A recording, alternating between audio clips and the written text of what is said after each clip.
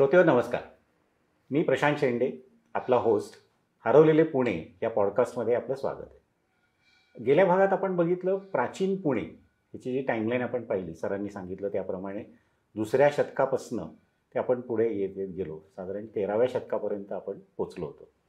आजच्या भागात आपण काय करू की साधारण 13व्या शतकाच्या पुढे पुण्याचं पुढे स्थित्यंतर काय काय कशी कशी घडत गेली हे आपण सरांकडनंच जाणून घेऊया. Sir, over to you. Okay. मागच्या वेळी मला वाटतं आपण नामदेव महाराजांच्या गाथेपर्यंत आलो होतो. हो.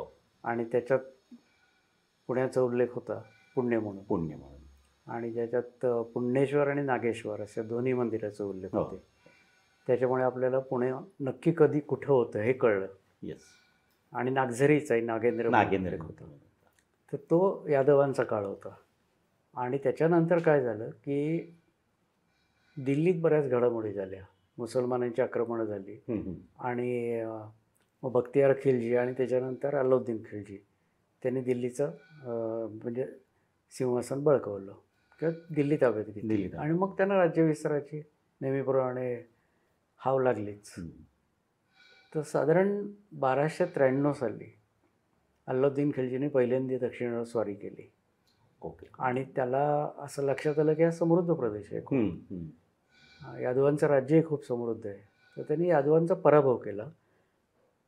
फक्त त्यांना ते जिंकलं नाही, मांडलिक केलं त्यांना. आणि दरवर्षीची खंडेरी लावून दिली त्यांना, आणि तो परत गेला. काही वर्ष यादवांनी म्हणजे रामदेवराव यादव जो होता त्यांनी खंडणी दिली. पण नंतर थोडक्यात काय झालं की अलाउद्दीनला असं वाटायला लागलं की उत्तरेपेक्षा हे खूपच सगळं समृद्ध जास्त श्रीमंत आहे भयंकर, आणि हा प्रदेश आपल्याला लुटायला पाहिजेच. मग त्याचा मलिक काफूर म्हणून, नायब मलिक काफूर म्हणून एक सरदार होता, स्ट्रॉंग होता चांगला तो. त्याला त्यांनी सांगितलं की परत जा, आणि आता ते सगळं बुडवूनच ये. म्हणजे आता मांडलिक बिंडलिक काही नाही, खालसा सगळं. तर 1307 मलिक काफूर परत आला, आणि त्यांनी यादवांना संपूर्ण पदभ्रष्टच केलं, यादवांचं राज्य ताब्यात घेतलं. ओके. त्याच्यानंतर त्यांनी 1309 परत स्वारी केली, आणि तिकडं दक्षिणेकडे घुसला तो. म्हणजे आंध्र, वरंगळ वगैरे जो प्रांत आहे, ते वरंगळला काकतीय राजवंश होता. त्यांनी काकतीयांचा पराभव केला. तिथनं तो खाली आला, त्याने होयसळांना हरवलं, आणि पांड्यांचाही पराभव केला. असं 1309 आणि 1311 या 2 स्वाऱ्यात त्यांनी सगळी दक्षिण घेतली. म्हणजे सगळं अंमलच मुसलमानी झाला. आणि त्यात एक रेफरन्स मला असं की तो दक्षिणेत जेव्हा खाली उतरला होता तेव्हा त्याला असं लक्षात आलं की इथं मंदिरं खूप आहेत, आणि मंदिरात प्रचंड पैसे, सोनं नाणं भरपूर आहे. तेव्हा त्याला कळलं की चिदंबरम म्हणून एक गाव आहे, अजूनही आहे ते. तिथलं मंदिरही खूप सुंदर आहे, तिथं सोन्याच्या मूर्ती आहेत वगैरे, असं काय त्याला कोणीतरी सांगितलं असेल. तो परत चिदंबरमपर्यंत आला, आणि तेही लुटलं त्यांनी. आणि मग ते सगळं जेव्हा त्याला कळलं तेव्हा म्हणलं हे प्रचंड आहे सगळं, आणि ही लुटालूट आता सगळी संपवायलाच पाहिजे, सगळं ताब्यात घ्यायला पाहिजे. त्याने पूर्ण दक्षिण ताब्यात घेतली. तो परत गेला. तिथे हिंदूंची सत्ता संपली आणि मुसलमानांची सत्ता चालू झाली. म्हणजे मोठं सत्तांतर तिथं झालं. त्याच्यानंतर अलाउद्दीन खिलजी नंतर त्याचं राज्य संपलं. मग तुघलकांनी घेतलं, मोहम्मद तुघलक. त्याला वेडा तुघलक म्हणतात किंवा वेडा मोहम्मद म्हणतात. चाटच होता डोक्याने तो. त्यांनी सगळं ते देवगिरी, दौलताबाद म्हणजे हे सगळं ऐकलं, आणि त्याने देवगिरी परत स्वारी केली. तेव्हा त्याला लक्षात आलं हा सगळाच प्रदेश आता आपल्याला खूप काही देऊन जाईल. पण तो म्हणजे वेडा का म्हणतात त्याला, त्यांनी दिल्लीची राजधानीच दौलताबादला हलवली, देवगिरीचं दौलताबाद केलं, शिफ्टच केलं. आणि राजधानी म्हणजे सगळे सरदार बिरदार सगळ्यांना आणलं इकडे. आता हे सगळं झाल्यावर 1340 आपला जो सिंहगड म्हणतो आपण, त्याला कोंढणा म्हणायचे पूर्वी, तो खूप जुना किल्ला यादवांच्या काळातही होता तो. तर तिथे एक नागवंशीय माणूस हे होता, किल्लेदार होता. त्याला कोंढाणा पाहिजे होता तुघलकाला. त्यांनी 1640 कोंढाण्यावर स्वारी केली. तेव्हा त्याला पुणं लक्षात आलं, कारण पुण्यावरूनच कोंढाण्याला जायला लागतं. आणि थोडक्यात पुणे हे कोंढाणा जरी अंतर एक 16-17 मैल असलं तरी इन शॅडो ऑफ म्हणतो ना आपण, बरोबर. किंवा संरक्षणाखाली, तसं त्याला पुण्याचं एक संरक्षक किल्ला म्हणून सिंहगडाकडे बघायचं. त्यामुळे पुणेही त्याच्या ताब्यात आलं. म्हणजे 1340ला पुणं मुसलमानी ताब्यात गेलं पूर्णपणे. आणि त्याच्यानंतर मग सगळाच प्रदेश इकडे असल्यामुळे धर्मप्रसारकांचा उद्योग सुरू झाले इथे. तर दिल्लीचा निजामुद्दीन कोणीतरी एक हे होता, अवलिया होता, त्याचा शिष्य बुऱ्हानुद्दीन, तो बुऱ्हाणपूरला आला. त्याच्यामुळे त्यांनी शहराचं नाव बदललं आणि बुऱ्हाणपूर केलं. तिथनं त्याचे काही शिष्य हे दक्षिणेत उतरले. त्यातला एक जो होता तो सलाउद्दीन गाझी चिश्ती, त्याच्या वडिलांचं नाव मला वाटतं शेख अब्दुल्ला होतं. तो पुण्यात येऊन राहिला आणि तिथं त्याने धर्मप्रसार चालू केला. त्याच्यानंतर त्याला हे सगळं दिसलं आणि पुण्येश्वर आणि नागेश्वर ही दोन्ही मंदिरं फार सुंदर होती, ती पाडून टाकली त्यांनी. नागेश्वर, नारायणेश्वर, आपलं नारायणेश्वर, नागेश्वराकडे त्याचं फारसं लक्ष गेलं नाही, किंवा ते असा कुठे उल्लेख नाही की ते पाडून त्याच्या जागी काही मशीद, दर्गा काही झालंय. माझा असा अंदाज आहे की ते खूप छोटं असावं. एक तर तो भागही सगळा जंगलातला प्रदेश होता आणि नागझरीच्या पलीकडे होता, त्यामुळे कदाचित त्याचं लक्ष गेलं नसतं. पण ही दोन्ही मंदिरं खूप चांगली होती, नारायणेश्वर आणि पुण्येश्वर. त्यामुळे ती त्यांनी पाडून, म्हणजे थोडक्यात मुसलमानांचा उद्देश काय असायचा की मंदिरं भ्रष्ट करायची. म्हणजे तिथे एखादी गाय कापायची, त्याच्या मूर्तीचे नाकच तोडायची, काही मूर्ती फोडून टाकायच्या, लुटायचे ते सगळी. थोडक्यात असं की आता तिथं परत धार्मिक काही कार्य. तर ही दोन्ही केल्यानंतर मग ते इथंच राहिले. त्यात 1358ला हा सलाउद्दीन मेला आणि त्याच्या शिष्यांनी त्या पाडलेल्या पुण्येश्वर मंदिराच्या जागीच त्याचा दर्गा उभारला. जे आपण धाकटा शेख सल्ला जो म्हणतो, तर हा शेख सलाउद्दीन गाझी चिश्ती म्हणून त्याचा दर्गा. त्याच वेळी दुसरे एक संत इथे, म्हणजे त्यांच्या भाषेत ते म्हणतात मौलाना म्हणतात किंवा अवलिया म्हणतात, तर त्याचं नाव हिसामुद्दीन. तो इथं आला होता. हिसामुद्दीन कत्ताल झंझानी असं त्याचं नाव होतं. कत्ताल म्हणजे जो काफिरांची कत्तल करतो, त्याला कत्ताल ही पदवी दिली जाते. तो इथे येऊन राहिला आणि तो मला वाटतं 1390ला मेला. आणि तो गेल्यानंतर नारायणेश्वर मंदिराच्या जागी त्याचाही दर्गा उभारला लोकांनी. आता मध्ये मला एका माणसाने प्रश्न विचारला होता की म्हणजे थोडक्यात असं म्हणता येईल की जोपर्यंत दर्गा उभारला नव्हता तोपर्यंत मंदिर व्यवस्थित होतं. तर तसा गैरसमज नसावा, कोणी करून घेऊ नये. फक्त काय झालं की त्यांना मंदिर फक्त भ्रष्ट केल्यावर तिथले सगळे धार्मिक विधी तर सगळे बंद झाले, मूर्ती पूजा थांबली, सगळं थांबलं, मंदिरं पाडून टाकली. फक्त ते स्थान तसंच राहिलं होतं. हिसामुद्दीननी जे काही पडलेलं मंदिर होतं प्रसिद्ध, त्याच्यावर आपला दर्गा, म्हणजे त्याच्या शिष्यांनी मेल्यानंतर त्याचा दर्गा केला. त्यामुळे ते पुण्येश्वर म्हणजे शेख सल्लाद आणि नारायणेश्वर म्हणजे थोरले आणि धाकटे असे दोन्ही शेख सल्ले इथे पुण्यात 14व्या शतकाच्या, म्हणजे 14व्या शतकातच आले. पण त्याच्या आधी मुसलमानी धर्म आणि मुसलमानांचा अंमल हा चालूच होता. त्यामुळे इथलं सगळं बाकी हिंदूंचं सगळं हे बंद होतं. हा पहिला भाग झाला. आता त्याच्यानंतर काय झालं की तुघलकाची सत्ता संपली. हे सत्तांतर दिल्लीत फार पटपट झाली. आणि हसन गंगू महाबनी, जो बहामनी नंतर जी राजवट आली, तो बंडखोर, म्हणजे त्यांनी बंड केलं आणि दिल्लीपासून संबंध तोडले आणि इकडं राज्य प्रस्थापित केलं. ते बहामनी साम्राज्य. ते बराच काळ चाललं ते.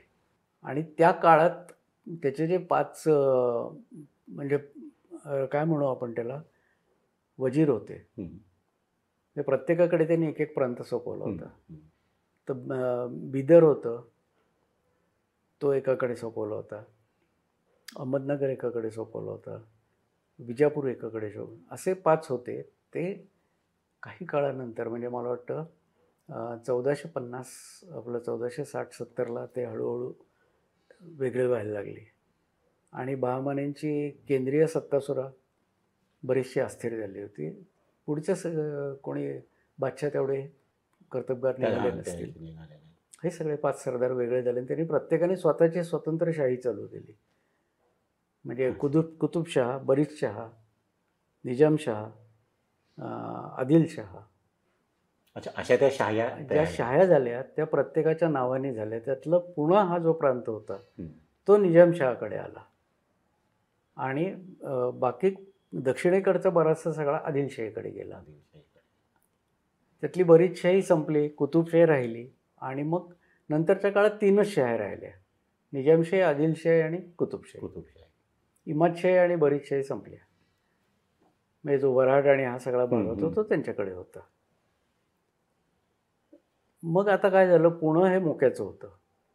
पुण्याला कोट होता एक.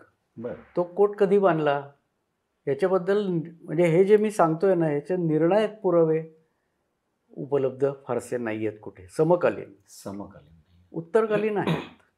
म्हणजे हे जे सुद्धा जे धर्मप्रसारक अवलिया आले त्यांचे उल्लेख काही चरित्र आहेत, त्या चरित्रात त्यांचे उल्लेख आहेत.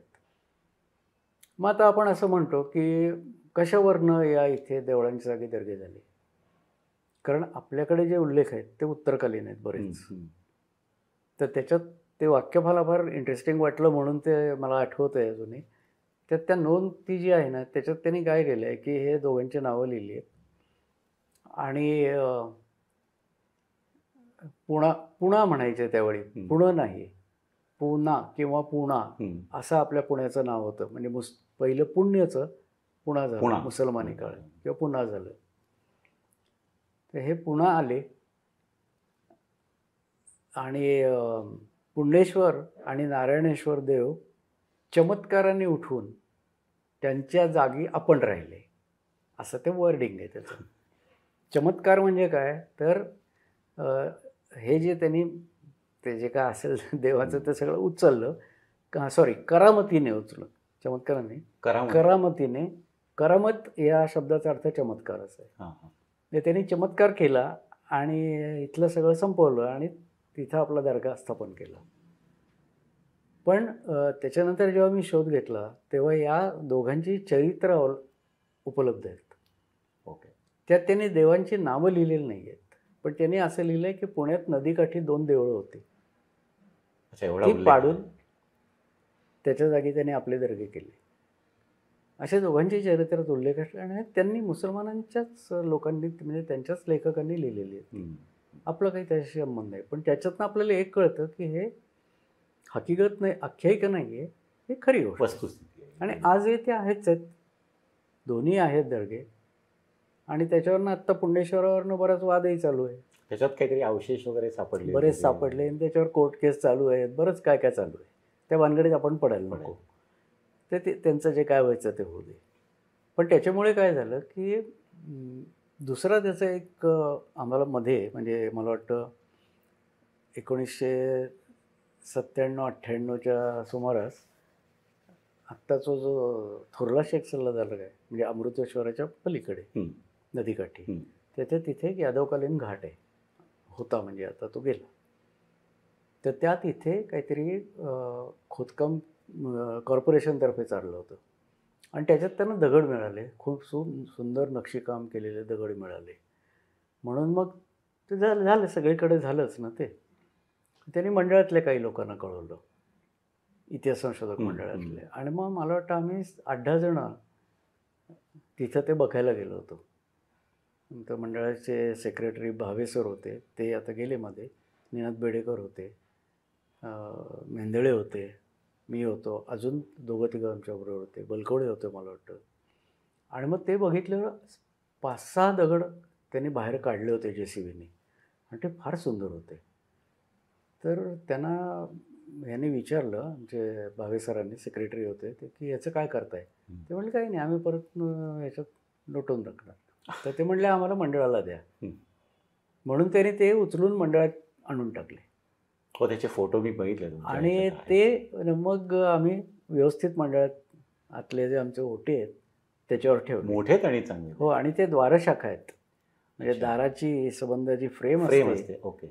त्याचे ते त्याच्यातले दगड आहेत. ते part. मग तज्ज्ञांनी पाहणी केली त्याची, वेगवेगळ्या तज्ज्ञांनी. तर त्यांचं असं म्हणणं होतं की हे साधारण 10व्या ते 12व्या शतकातले आहेत म्हणजे शिल्पाप्रमाणे. यादवकालीनच पुन्हा ते. यादवकालीनच आले. मग त्याच्यावरनं एक चर्चासत्रही मंडळात झालं होतं की हे कुठले असावेत.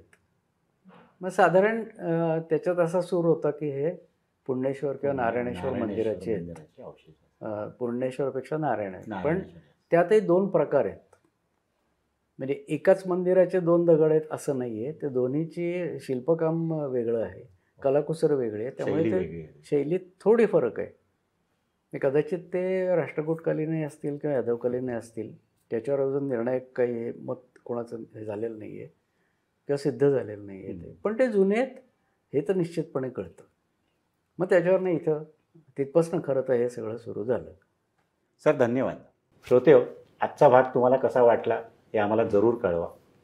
प्लीज लाईक, शेअर, सबस्क्राईब करा. कमेंट्समध्ये तुमचे जे काही अभिप्राय असतील ते आम्हाला कळवा. भेटूया पुढच्या भागात. धन्यवाद.